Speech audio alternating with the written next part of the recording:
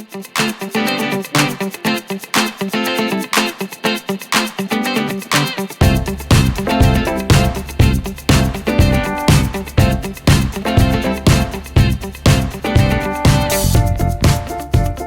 we say every day, every evening in the synagogue, in our prayers, there's a special prayer that we say just before we go into the silent prayer.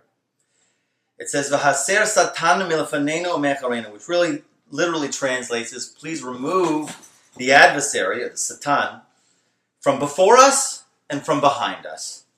So I can understand how take the adversary from before us, but what does it mean take away the adversary from behind us? Where is the spiritual impediment behind us? So actually it comes out from this week's Parshas Chayei Sara.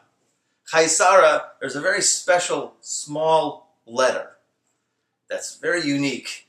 When Avram comes finally, he finds out that Sara, his wife, has died. And he has to go ahead and find a burial place, eulogize.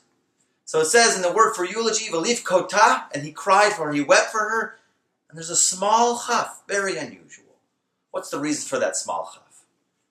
So the real reason is because, yes, he cried, yes, he wept, but he didn't cry to the degree where he regretted the mitzvah, he regretted the commandment that he did. What do I mean by that? When Abraham went, in the end of last week's Parsha, he went to do the sacrifice of Isaac on Mount Moriah, and he was successful, thank God, in such an unbelievable endeavor that what he did. So the Satan wanted him to cause him to lose the merit of this unbelievable test that he had passed, that caused all of the generations down from him to be the chosen people. So how is he going to do that? There are many ways that the Satan tries to trap us after we did the good deed.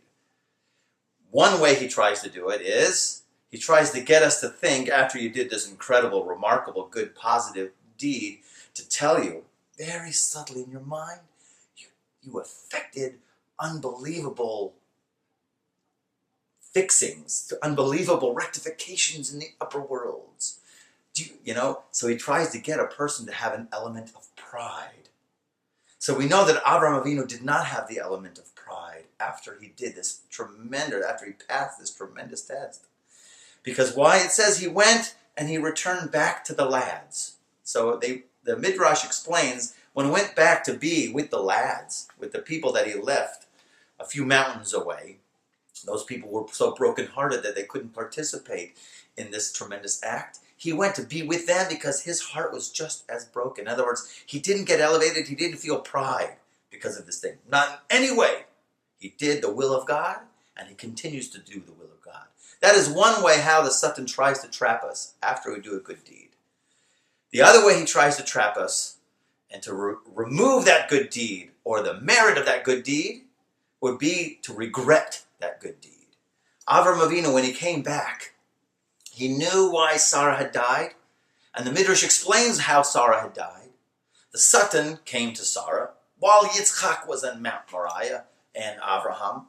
The Satan came to Sara and says, "Do you know where your hubby is?" So Sara would say, "Oh, they're on a camping trip," right? "Would you like me to show you what they're doing on that camping trip?" So he showed her, a visual screen. Here's Yitzchak tied with his neck up. Avram's got the knife. She sees that. Her soul flies out of her body. Boom, she's dead. Avraham Avinu comes back. He knows how she died. She died because she saw what was going on in the camping trip. And the Satan was hoping that Avraham Avinu would regret the positive deed that he did. There are two ways that why we say in the prayer every single night, God, save us from the adversary behind us, meaning the good deeds that we do, we should never get prideful of them, and definitely never regret a good deed that you did, ever.